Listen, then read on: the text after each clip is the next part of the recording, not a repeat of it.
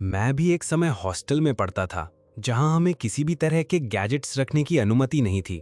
न फोन, न लैपटॉप, न म्यूजिक प्लेयर। बस एक चीज रखने की इजाजत थी, अलार्म क्लॉक। और आगे चलकर आपको समझ आएगा कि ये क्यों अहम है। जल्द ही हमें नए बने हॉस्टल बिल्डिंग में शिफ्ट कर दिया गया, और जैसे हर हॉस्टल की अपनी कोई डरावनी कहानी होती है, वैसे यहाँ भी कई किस्से थे। कहा जाता था कि एक वर्कर का काम के दौरान एक्सीडेंट में निधन हो गया था। पीछे पुराने हिस्से में कब्रिस्तान था जहां रात में कोई जाता नहीं था। और जाने कितनी अफवाहें जो सीनियर्स आधी रात को बैठकर सुनाते थे, जिनमें कितनी सच्चाई थी ये कोई नहीं जानता था।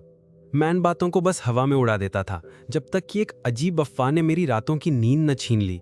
सुबह ठीक 4 बजे हॉस्टल के गलियारे में पायल की आवाज़ सुनाई देती है, जैसे कोई महिला धीरे धीरे चलते हुए पास आ रही हो। शुरू में मैंने सोचा बस बच्चों की डराने वाली बातें हैं, लेकिन एक रात वो अफवाह मेरी हकीकत बन गई। उस रात ना जाने क्यों मेरी आंख अचानक खुल गई। मैंने बगल में रखी अलार्म क्लॉक पर नजर डाली। ठीक 4 बजे थे। कमरे के बाहर खिड़की से झांक कर देखा तो हमेशा की तरह हल्का सा कोहरा फैला हुआ था। ठंडी हवा में खेतों और आसपास के जंगल की मिट्टी और पत्तों की गंध तैर रही थी, जो सुबह के अंधेरे में और भी गाढ़ी लग रही थी। मैंने सोचा वापस सो जाता हूं। कंबल ओढ़ा और करवट बदलने ही वाला था कि अचानक चुम चुम चुम, पायल की वो साफ ठंडी आवाज, जैसे कोई हर कदम पर धातु का छोटा सा झुंझुना हिला रहा हो, धीरे धीरे करीब आती हुई। मेरे रोंगटे एक साथ खड़े हो गए। दिल इतनी तेजी से धड़कने लगा कि लगा अभी पसलियों से बाहर निकल आएगा।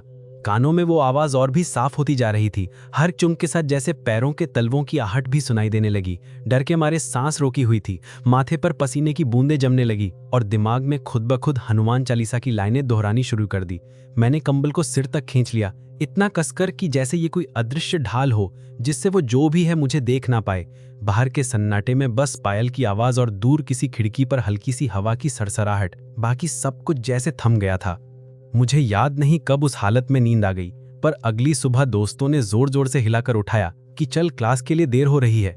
मैं जैसे मशीन मोड में उठा और तैयार होकर डाइनिंग हॉल पहुंचा, लेकिन पिछली रात की घटना किसी को बताने का साहस न जुटा पाया।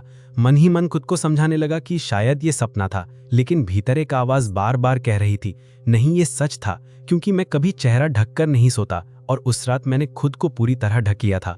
नाश्ते में बैठा ही था कि सामने वाली टेबल पर बैठी एक लड़की ने कैंटीन की केयर टेकर से कहा, मैडम आप अपने गहने पहनकर मत चला करो, आधी रात को डर लगता है।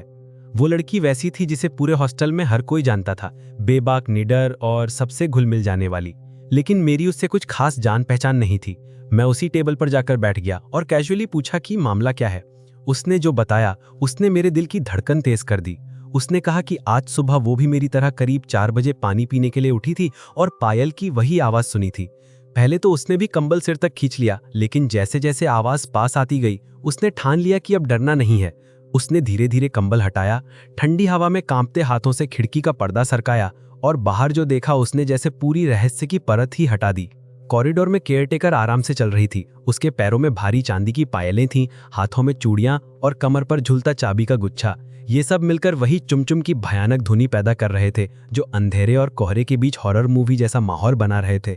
ये सुनते ही मेरे दिल से मानो बोझ उतर गया। कम से कम हॉस्टल में कोई भूत प्रेत नहीं है। मैंने मन ही मन उसे धन्यवाद दिया कि उसने इतनी हिम्मत दिखाई और इस रहस्य को सुलझा दिया। लेकिन फिर भी एक सवाल मेरे जहन में अटका रह गया, आखिर वो केयरटेकर रोज ठीक 4 बजे पायल पहनकर गलियारे में क्यों चलती है?